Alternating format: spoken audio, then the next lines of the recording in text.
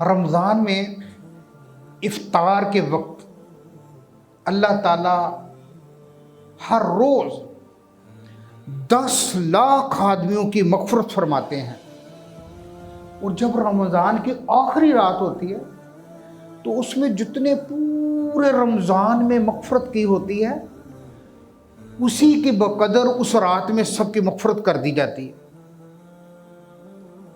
لیکن بھائیوں، 4 آدمیوں کی مغفرت پھر بھی نہیں ہوتی۔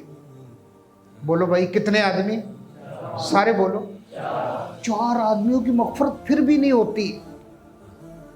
پہلا آدمی ماں باپ کا نافرمان۔ جو ماں باپ کا نافرمان ہوتا ہے نا، اللہ تعالیٰ نغد عذاب اس پر پتہ کیا بھیجتے ہیں؟ یہ جگہ خالی رہتی ہے، بے سکونی رہتی ہے، سب کچھ ہوگا، دل کو سکون نہیں ہوگا۔ جیسا سلوک ہمارا ماں باپ کے ساتھ ہوگا، اگر ہماری اولاد ہوئی، ہماری اولاد ہمارے ساتھ ویسا ہی سلوک کرے گی۔ دوسرا آدمی نشے کا عادی، شرابی، نشہ جو کرتا ہے، نشے کا عادی شرابی، اس کی مغفرت بھی نہیں ہوتی۔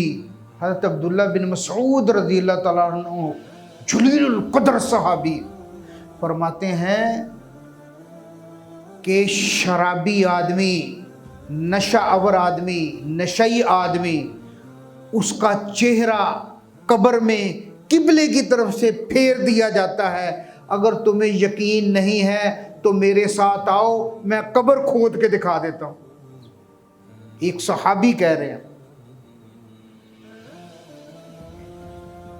تیسرا آدمی قطع رحمی کرنے والا، رشتہ داروں سے لڑائیاں رکھنے والا، کبھی اس سے لڑائی، کبھی بھائی سے ناراض، کبھی بہن سے ناراض، کبھی ماں باپ سے ناراض، کبھی ماموں سے ناراض، کبھی خالہ سے ناراض۔ ایسے آدمی کی بھی مغفرت نہیں ہوتی۔ تو 4 آدمیوں کی مغفرت نہیں ہوتی۔ جہاں اللہ تعالیٰ کی رحمت کے دہانے کھلتے ہیں، 4 آدمی پھر بھی نہیں بخشے جاتے۔ پہلا کون سا میں نے بتایا؟ ماں باپ کا، بولو بھائی، ماں باپ کا نافرمان۔ دوسرا بھائی جی، شرابی، نشہ کرنے والا۔ نمبر 3، رشتہ داروں سے ناراض رہنے والا، رشتہ داروں سے تعلق توڑنے والا۔ چوتھا آدمی، غور سے سننا، کینہ پرور۔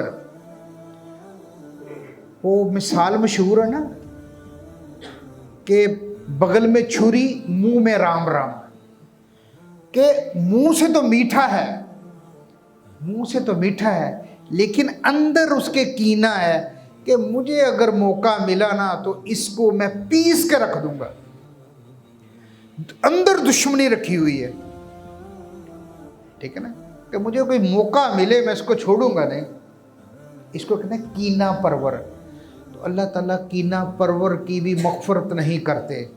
بھائی اللہ سے دعا مانگنی چاہیے، یا اللہ ہمیں ان 4 میں نہ بنانا، ہمیں ان 4 میں، بولو بھائیو، نہ بنانا۔